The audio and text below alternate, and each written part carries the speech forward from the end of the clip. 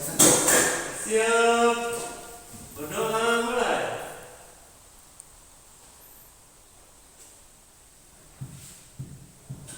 Berdoa selesai, beri salam.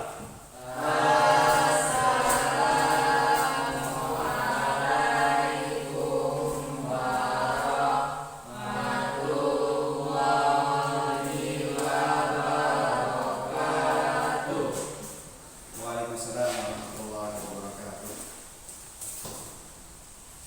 Nah, alhamdulillah. Wasyukurillah. Wala haula wala quwwata illa billah. Allahumma shalli ala nafi'an wa rizqan thayyiban wa mutaqabbalan. Rabbi zidni ilma warzuqni fahma. Termasuk pelajaran, sebelum masuk pelajaran, Bapak mau memberi motivasi kepada kalian, yaitu bahwa kita belajar minalahdi ilalahdi, dari mulai buaya sampai masuk ke liang lahat. Jadi kita jangan berhenti dalam hidup ini belajar. Kita senantiasa harus belajar, apalagi di zaman penuh dengan teknologi, ya kan? Butuh kita untuk senantiasa belajar. Sama dengan halnya main game. Main game itu kan nggak mungkin bisa tanpa kita belajar, tapi kita belajar dari kesalahan. Benar nggak? Yang punya main game, ya kan? Level 1 nggak mungkin bisa naik level 2 kalau kita nggak belajar dari kesalahan. Oh, musuhnya ada di sini nih, berarti saya harus hati-hati. Itu kalau kita mau belajar.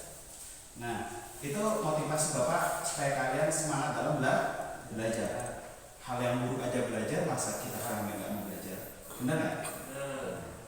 Mahal ini nggak bakal bisa sukses kalau dia nggak belajar. Pasti dia belajar. Sama pencopet juga sama. Tapi yang kita nggak mau belajar itu, tapi kita belajar yang baik-baik di sekolah ini, bukan hal yang buruk. Tapi bagaimana kalau misalkan ada anak lulus sekolah ternyata ada berkelakuan buruk? Itu bukan diajarin dari sekolah, tapi tabiat dan kebiasaan dia di luar sana. Di sekolah pada dasarnya mengajarkan satu kebaikan. Nah, mohon maaf Bapak nggak bisa bawa infokus, tapi kita namanya zaman udah canggih, ya kan? Jadi kalian komentarin gambar yang Bapak kirim di WA. Perhatikan gambar yang Bapak itu, kalian amati.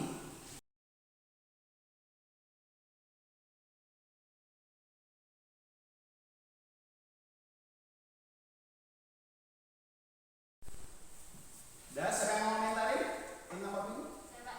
Menurut saya sukses itu kerjasama. Ya, bagus. Sukses butuh kerjasama. Maknanya apa? Maknanya kita kalau sukses butuh orang lain. Ya, kita kalau misalnya orang lain kita sampingkan, berarti kita tidak sukses. Contohnya rumah tangga. Kalian belum rumah tangga kan? Belum. Kalian sekarang udah punya rumah belum? Belum. Masih numpang kan? Bener nggak? Kalau kalian pengen punya rumah, otomatis ketika kalian nanti menikah, terjadilah kerjasama untuk membangun bro. Ada nggak tanpa kerjasama? Yang satu mau beli mobil, satu mau bangun rumah. Sukses nggak? Uangnya habis. Tapi kalau kita punya perencanaan kerjasama antara suami dan istri, maka itulah akan menjadi sukses. Pertama, dia punya perencanaan, ya, program, itulah namanya sukses. Jadi sukses itu bentuk kerjasama.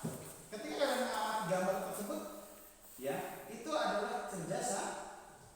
Maka di kelas 11, ya, kita kalau pengen sukses berarti butuh kerjasama.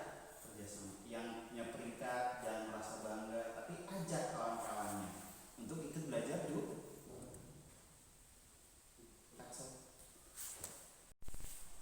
Kita masuk materi, yaitu tentang masalah bab beriman kepada kitab Allah. Kalian perhatikan video yang yang Bapak kirim ke HP kalian, kalian simak dengan secara seksama.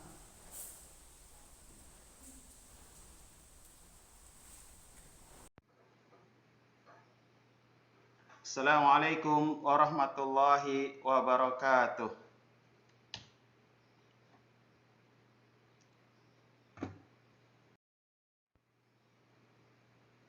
Alhamdulillah wa syukurillah wa la haula wa la quwata illa billah. Allahumma nas'aluka ilman nafi'an wa rizqan thayyiban wa amalan taqabbalan. Rabbi zidni ilma warzuqni fahma.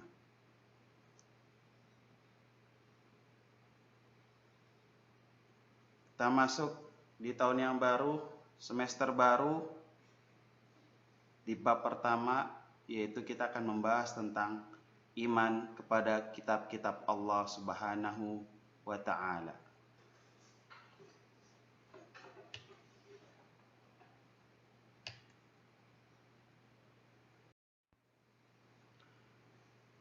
Kompetensi dasar dari pelajaran ini, yang pertama, meyakini adanya kitab-kitab suci Allah Subhanahu wa ta'ala.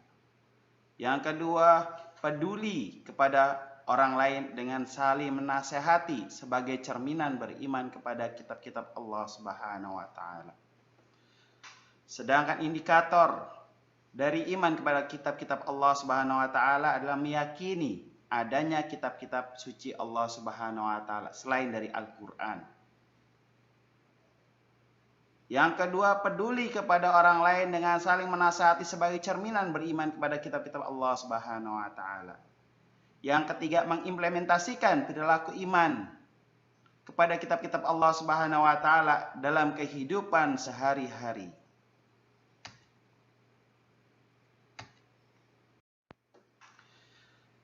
Setelah mengikuti tujuan pembelajarannya, yaitu setelah mengikuti proses pembelajaran, peserta didik diharapkan dapat meyakini adanya kitab-kitab suci Allah Subhanahu wa ta'ala.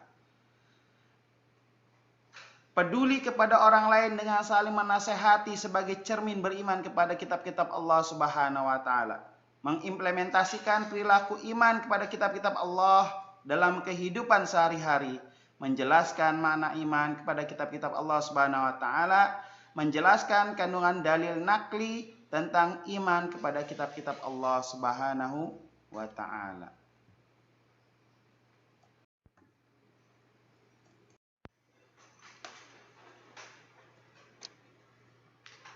Anak didik Bapak,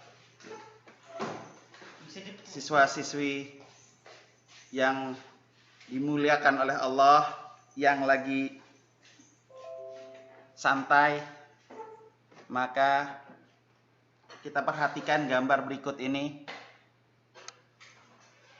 Ini gambar menunjukkan bahwa sukses itu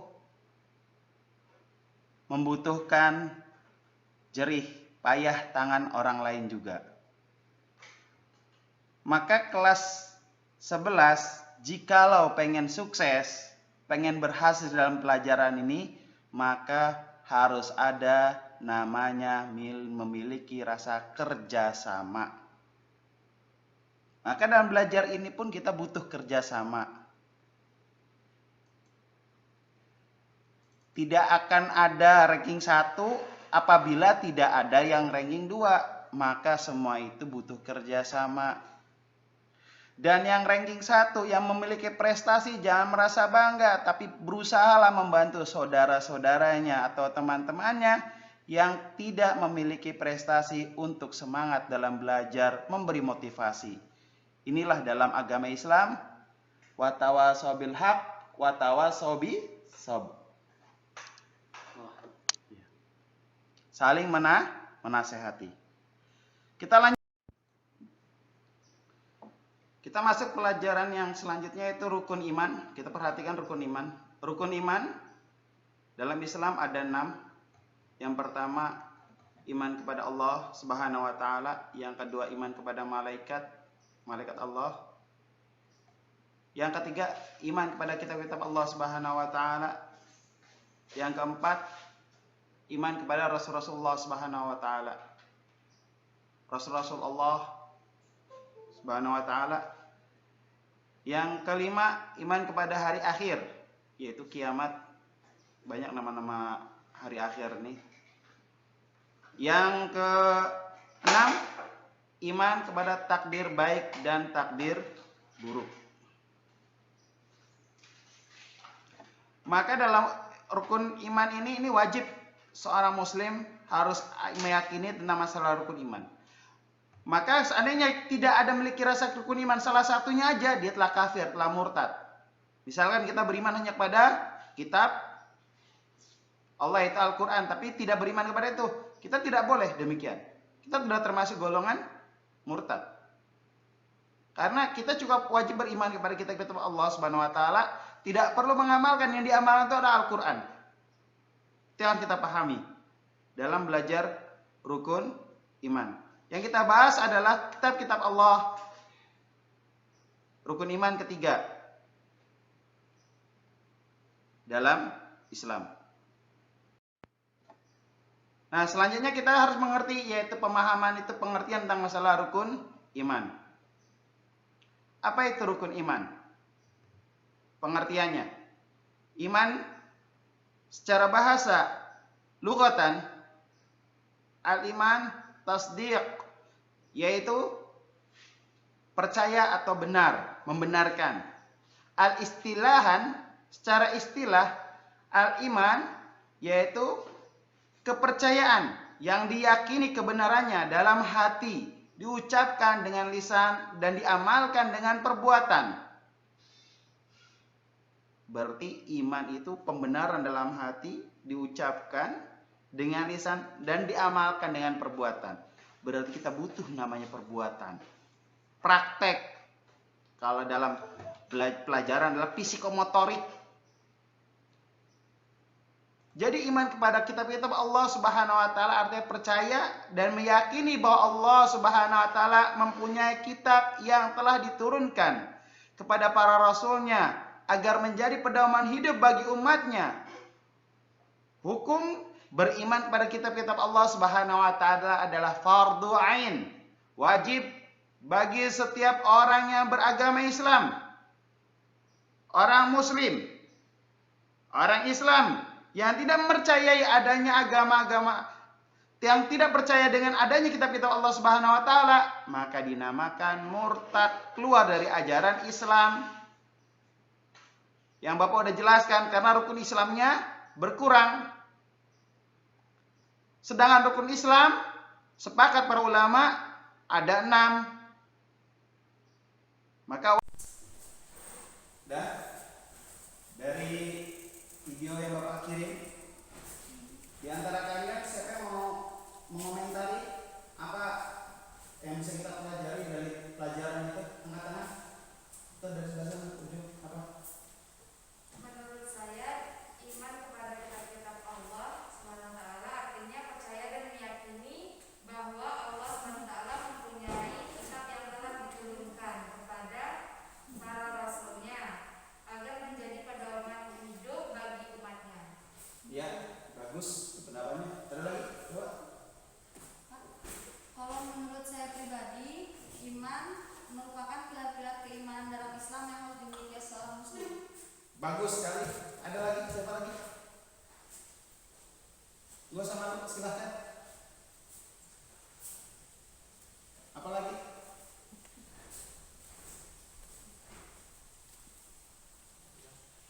Sudah, kalau tidak ada kita simpulkan. Sudah. Jadi bab pelajaran kita masalah iman. Jadi iman kepada kitab Allah Subhanahu wa taala itu pertama hukumnya wajib.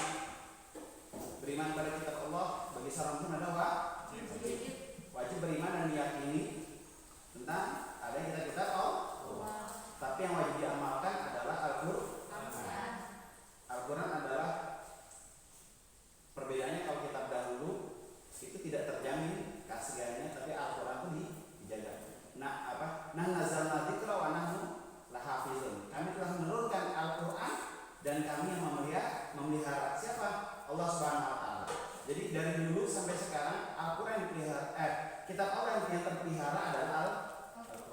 Sedangkan yang lain itu tanghir, berubah. Ya, ada perubahan. Itu masalah bab iman. Nah, maka ketika kita beriman kepada kitab Allah, berarti kita mendapat hikmah, yaitu kita mendapat kisah-kisah nabi-nabi terdahulu. Ternyata ada nabi dan rasul. Tapi yang wajib kita ketahui adalah 25. Nabi itu ribuan, rasul itu ratusan. Tapi kita nggak perlu mencari, tapi banyak. Contohnya yang terkadang dalam surat Al-Imran. Imran tidak masuk nabi dan rasul yang 25, tapi dia masuk bagian dari nabi. Siapa lagi? Yasin, Nabi Yasin ada juga. Banyak dalam Al-Quran itu. Ya, banyak nabi dan itu. Nah, itu tentang masalah bab iman. Jadi bab iman secara tidak langsung kita percaya, yaitu amanah, yu'minu artinya percaya terhadap apa? Kitab-kitab Allah yang Allah turunkan melalui para rasulnya. Ya kan?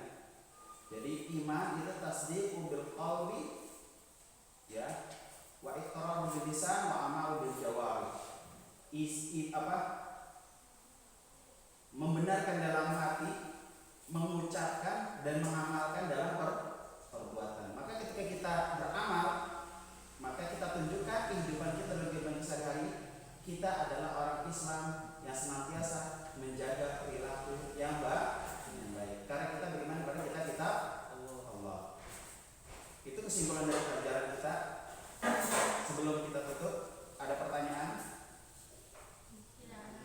Kalau tidak ada, nanti Bapak kasih LKPD, Lembar Kerja Peserta Didik. Nanti Bapak kirim linknya, kalian kerjakan. Ya, kalian kerjakan LKPD tersebut. Cukup sekian dari Bapak. Silahkan ditutup dengan doa oleh Ibu Ketua Kelas. Siap. Doa mulai.